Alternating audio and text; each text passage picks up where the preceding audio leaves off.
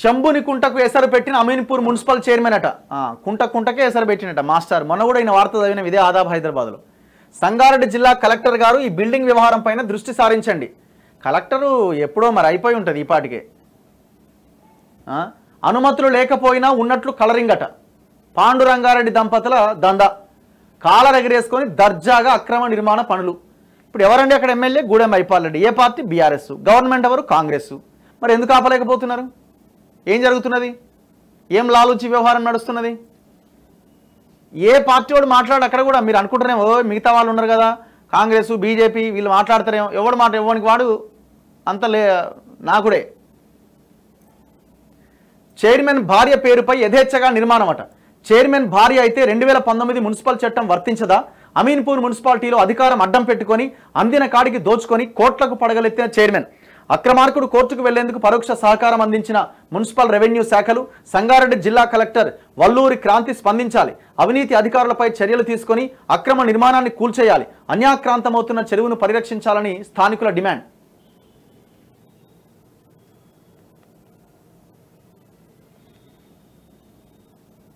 ఇగో అధికారులు నోటీస్ ఇచ్చిన సమయంలో ప్రాథమిక దశలో నిర్మాణం అనడానికి ఆధారం అట. అంటే అప్పటి కన్స్ట్రక్షన్ జస్ట్ స్టార్ట్ అయింది ఎప్పుడు? అధికారులు నోటీస్ ఇచ్చినప్పుడు. మరి ఆ నోటీస్ ఇచ్చినప్పుడు మీరు ఏం చేయాలా? ఆపమని అనాలి కదా అధికారులు. మరి ఆనాడు కలెక్టర్ ఏం చేసిండు? కలెక్టరు? నిద్రపోయారు. ఇచ్చిన కమిషన్లు జోబులు వేసుకొని కట్టుకో చూద్దాం తర్వాత ఏదైతుంది అయిందని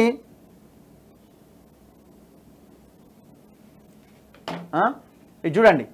ఓ మున్సిపల్ చైర్మన్గా ప్రజల బాగోగులు చూడాల్సిన వ్యక్తి ప్రజల జీవితాల మాటాటుంచి ప్రభుత్వ భూములు కొల్లగొట్టడం ఎజెండాగా మార్చుకున్నాడు. కోర్టులు, చట్టాలు, ప్రభుత్వం ఇవన్నీ ఇతగాడికి అనవసరం. కబ్జా చేయడం, అక్రమ నిర్మాణాలు సాగించడం ఇదే పనిగా పెట్టుకున్నాడు. ఏకంగా చెరువు FTLలో ఎలాంటి అనుమతులు లేకుండా భారీ అక్రమ నిర్మాణం చేపట్టాడు. వ్యవస్థలను మేనేజ్ చేయడంలో అందవేసిన చెయ్యి అవడం వల్ల ప్రభుత్వాధికారులను లంచాలతో కొనేశాడు. తాను అక్రమంగా నిర్మిస్తున్నది అసలు FTL పరిధిలోకి రాదంటూ కథలు చెప్పాడు. చివరికి నిర్మాణం పూర్తయి వచ్చింది.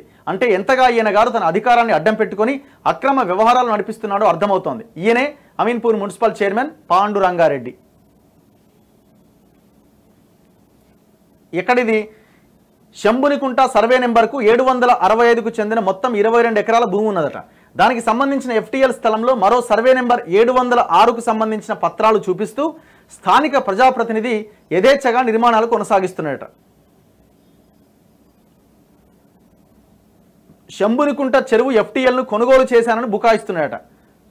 FTLనే కొన్నాడట ఆయన. మరి దేశంలో ఎవడు కొన్నాడో కొనలేదు మరిగా. ఈయన ఒక్కడే కొన్నాడు. ఇక FTLని కొన్నాయని నాకు తెలిసి గిన్నీస్ బుక్ రికార్డులు ఎక్కియాలండి. గతంలో చెరువులను కబ్జాలకు గురికాకుండా ఉన్నతాధికారులు ఇరిగేషన్ అధికారులతో కలిసి జాయింట్ ఇన్స్పెక్షన్ చేసి చెరువుల యొక్క FTL బఫర్ జోన్లు గుర్తించి ఒక స్పష్టమైన నివేదిక రూపొందించారు. ఆ నివేదికను పరిగణలోకి తీసుకున్న ఇరిగేషన్ అధికారులు విచారణ జరిపి ఆ నిర్మాణం FTLలోనే నిర్మిస్తున్నారని, నిర్మాణం అక్రమమని నిర్ధారించారు.